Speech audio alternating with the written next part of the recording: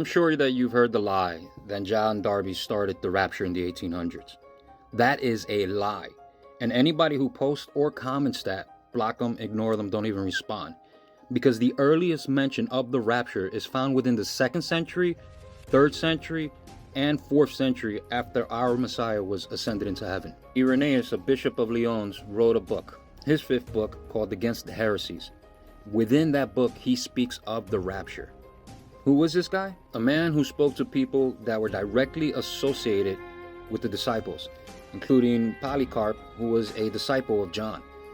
And that's where Irenaeus claims that he obtained his prophetic views from the aged brothers who had personally interacted with the apostles. This is very, very significant because this leads us directly into a connection to the disciples and the early church fathers' beliefs or their thought process, especially John, who wrote Revelation. Now we get to the juicy part. In the 5th book, again, in this section, he writes, "And therefore, in the end, when the church is suddenly caught up from this, it is said that there shall be a tribulation such as not been since the beginning, neither shall be." Right?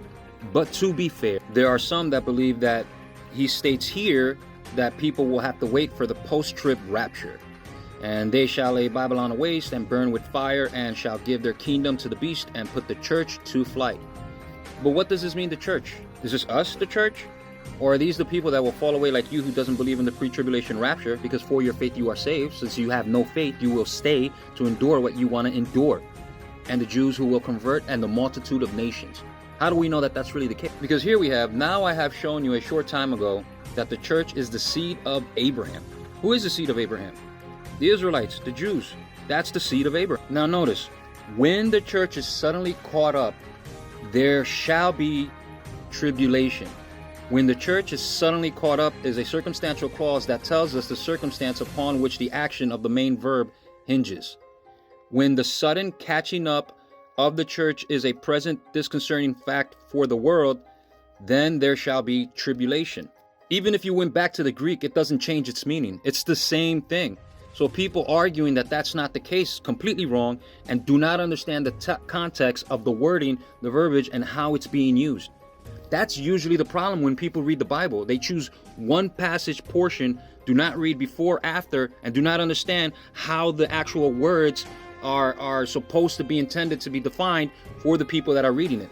And finally we have here, "But it is necessary to say on these things that it behooves the righteous to be the first in this condition which is being renewed, rising up to the appearance of visible observation of God, to receive the promise of inheritance which God promised to the fathers afterward to be a judge." And here's mention of the rapture in the 3rd century. And here we have in the 4th century, St. Ephraim. Now listen, we know that there will be a tribulation. Absolutely. We know that we Christians who are faithful and believe will be rescued and taken away, because this is something that the early forefathers have taught, and it has been passed down. It was not a creation of the 1800s as many would have you believe. And if they are telling you this or telling you that it's wrong or that the Bible doesn't say that, then maybe they should throw away their degree, or maybe they should reread the book with humble eyes and see that for your faith you are saved, as I stated before. And God stated everything you do is from your faith. If you do not believe that he will come and rescue you, he will not. Understanding the tribulation, it states in the Bible that a multitude, innumerable, will come to the Father, that the Israelites, the Jews, will repent and convert. The tribulation is the very last chance for Christians that fell away and didn't believe to repent and come to the Lord. Those who stay strong for the promise, continue to do the good work, spread the warnings, will be rescued. That is an absolute biblical fact, whether you like it or not.